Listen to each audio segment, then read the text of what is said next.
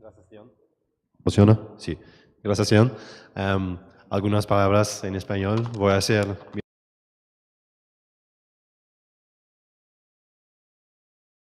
First language is French, so I feel more comfortable speaking in English. So I think that I'm going to change now to English. Creo que este va a ser la presentación de presupuestos participativos de Porto Alegre.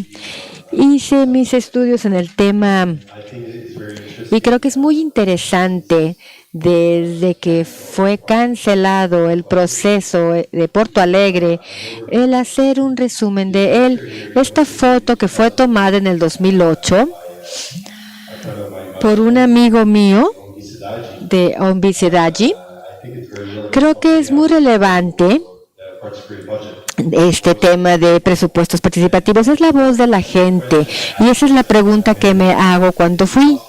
¿Es posible con ese tipo de procesos tener democracias que son aún más democráticas? Voy a hacer mi presentación en 4 puntos, porque comenzó en Porto Alegre en el 89 y creo que es importante regresar.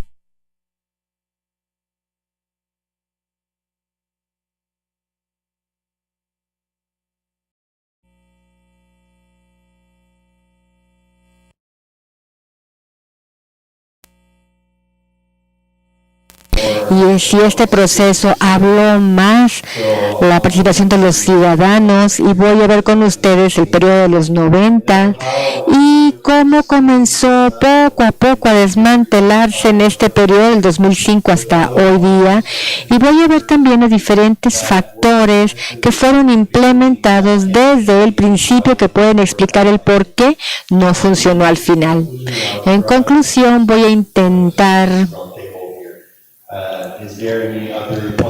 preguntar si hay algún otro tipo de posibilidades de PPs para hacer las democracias más democráticas. ¿Por qué Porto Alegre en el 89?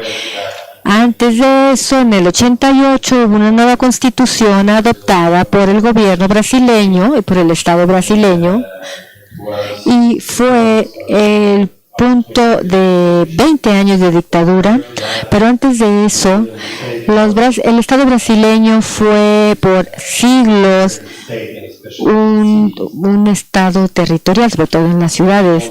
Solamente quiero recordarles que Brasil, muy seguido pensamos de Estados Unidos en lo que se refiere a la esclavitud en las Américas, pero Brasil fue el país que se puso a trabajar con africanos a la fuerza, fue el país principal que tuvo esclavos que trabajaban en los campos en Brasil, como el 65% más o menos. La situación, claro, causó muchísima segregación en el país y todavía viven con esto hasta hoy día. Esto fue acelerado durante el periodo industrial de Brasil al principio del siglo XX. Mucha gente llegó de los sectores rurales de su país e intentaban alejarse de los en las regiones rurales para encontrar trabajos y mejores oportunidades en las ciudades. Pero las ciudades estaban controladas por las políticas de la ciudad. Eran controladas por la élite conservadora de Brasil. Y esos nuevos ciudadanos estaban en las áreas periféricas de esas ciudades, en los cortizos, en zonas donde no había reconocimientos jurídicos, como era la tierra de nadie, no era reconocida desde un punto de vista legal, pues necesariamente pues, no había servicios implementados por la ciudad, no había educación, no había ningún centro de salud, y esto aceleró también el proceso de segregación urbana. Durante la primera parte del siglo XX, las ciudades brasileñas comenzaron a implementar nuevos proyectos de renovaciones. Aquí vemos el mapa del Plan Maciel de Porto Alegre, y esto fue hecho con el espíritu de higonismo. tratar de renovar las ciudades, pero la clase baja, claro, no eran admitidos en esos nuevos planes. ¿Y cómo entonces cambiamos a una sociedad opresiva a una sociedad muy popular y participativa con con los presupuestos participativos de Porto Alegre? Yo puedo decir rápidamente tres hechos que realmente ayudaron a crear la nueva sociedad: la implementación y la influencia de la liberación teológica en Brasil. La iglesia implementó en muchos lugares nuevos centros cognitivos basados básicamente en la pregunta de los derechos de la ciudad. Estaban enseñando a los ciudadanos a a poder tener mejor servicios y derechos e infraestructuras. El aumento del Partido del Trabajo. El Partido del Trabajo al principio fue una unión, un movimiento de trabajadores influenciados por lo que llamamos la Revolución de París o la Comunidad de París, que se realizó un siglo antes en Francia, donde fueron organizados por pequeños consejos, donde una democracia participativa era la base. Y los movimientos urbanos nuevos creados en esos lugares, antes de las dictaduras, generalmente las asociaciones eran lo que llamamos una coop, una cooperativa por el gobierno, y la inversión se hizo unos días antes de las elecciones para asegurarse de que los ciudadanos votarían por ese partido, pero después, con esos nuevos movimientos, querían tener mejor control del presupuesto, y si tienes control del presupuesto, tienes control de tu territorio y de las preguntas de segregación urbana. Cuando fue implementado en 1999 y durante los 90 hubo una gran revolución para abrir la esfera pública a otros ciudadanos que estaban excluidos. Y en la inversión urbana que generalmente se hizo en las ciudades controladas por la élite, comenzó a ser hecho en lugares donde no recibían ninguna inversión y eran lugares pobres. Y si tomamos esta expresión del filósofo Aguirre Fer, el derecho a la ciudad, podemos decir que hubo una implementación del derecho a la ciudad en Porto Alegre. Aquí está gráfica, me imagino que ya lo vieron anteriormente, pero abrió una esfera pública para la gente, aquí con nuestra democracia representativa de 4 o 5 años, y luego ya regresamos a casa y los políticos manejan esta esfera pública para nosotros, pero allá durante el año 2000, más o menos 20,000 participantes participaron en los PPs. Lo mismo para las asociaciones de la comunidad. Comenzaron como 200 en Porto Alegre en el 86 a 600 en el 2000. Y como ustedes saben, mientras más estaban participando en los PPs, en las asambleas, más delegados estaban obteniendo. Y sí, le emocionaba a los ciudadanos el estar más representados. Y yo diría al final que quizá la estructura de los PPs también fue parte de esta debilidad, que demasiado del proceso fue relacionado a las asociaciones en lugar de los ciudadanos. Aquí también es interesante, abrió un espacio público para preguntas de género en las asambleas, en los países o ciudades. Estoy segura. 5 minutos me quedan. Bien.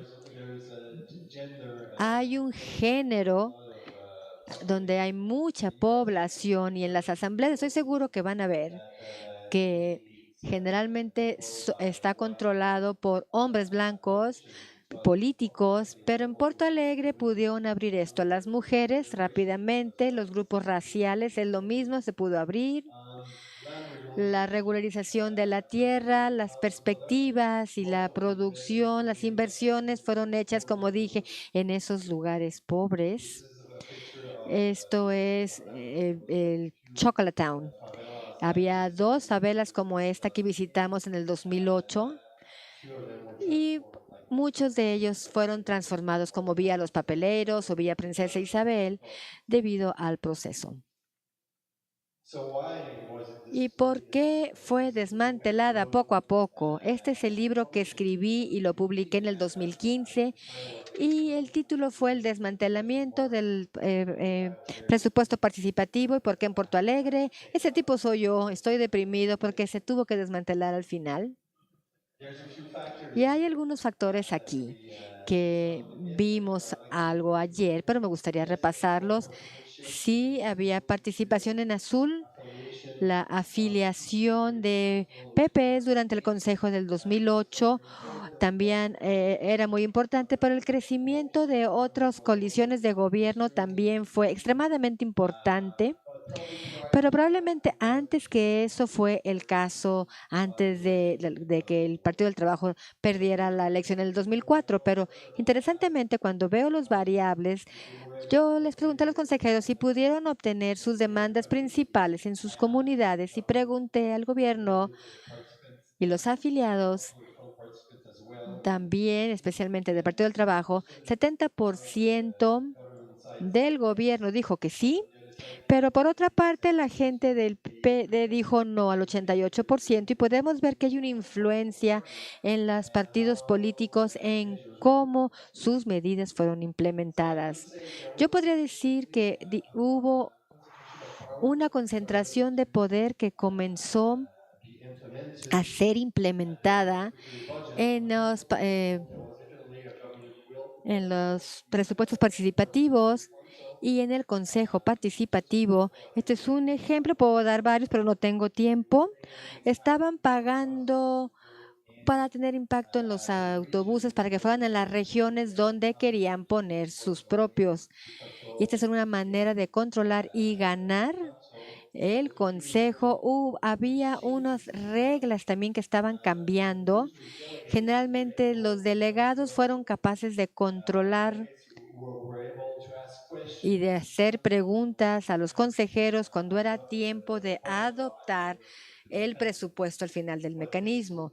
Pero esto fue cancelado por los consejeros que ahora estaban controlando el consejo. Hubo una deliberación menor que se estaba llevando a cabo al final y concentración de poder. Y también un poco en la sociedad civil, lo que yo puedo decir, el corporamiento o monopolio de las asociaciones que fueron capaces de tener muchísimo de los residentes dentro de sus asociaciones y fueron capaces de atraer y hacer contratos en la ciudad a través de los presupuestos participativos y en sus trabajos y dentro de sus familias. Y hubo este tipo de corporaciones dentro de la sociedad civil y creo que la estructura de los PPs permitió eso muchísimo en lugar de permitir que los ciudadanos participaran. Era más bien relacionada a las asociaciones. Bueno, como saben, hubo una disminución en la ejecución de proyectos y lo que afectó también los PPs fue la Copa Mundial, si se acuerdan de Brasil en los Juegos del 2014. Pero lo que fue muy raro con esto fue de que podíamos ver proyectos nuevos. Se aprobaban muy rápidamente durante el Consejo de PPs, pero proyectos más pequeños como centros de salud, vivienda. Esta villa en Chocolatown fue desmantelada en el 2011, que demandaron ser relocados, pero en su región. Pero lo pidieron 2 veces, pero en lugar de ello fueron realocados en la periferia. Lo mismo por la Villadiqui y Nazaré, fueron realocadas en Rubén Berta con casas de emergencia, viviendas emergentes. Y son de un par de metros por familia estas viviendas y fueron controladas por el gobierno y por los consejos autorizaron la construcción de muchísimas de las viviendas emergentes y como 90,000 familias fueron deslocalizadas y creo que ese no era el objetivo real de esta experiencia al final. ¿Hay algo más allá del PP que podamos pensar? ¿Esa es la única manera que podamos crear democracias que puedan ser más democráticas? Quizá deberíamos pensar en la superación del poder para llegar al principio de Montesquieu, tener un reconocimiento legal de este tipo de procesos. Y creo que también el PP fue demasiado, estuvo muy asociado, no estaba asociado con los ciudadanos. ¿Y qué queremos? Queremos reformar la democracia representativa y quizá alguna vez hay que pensar fuera de la caja. Los PP son buenas, pero hay otras alternativas. Podemos tener otro régimen, crear asambleas de ciudadanos escogidos aleatoriamente, las cortes de justicia y otros alternativos que podemos pensar. Muchas gracias.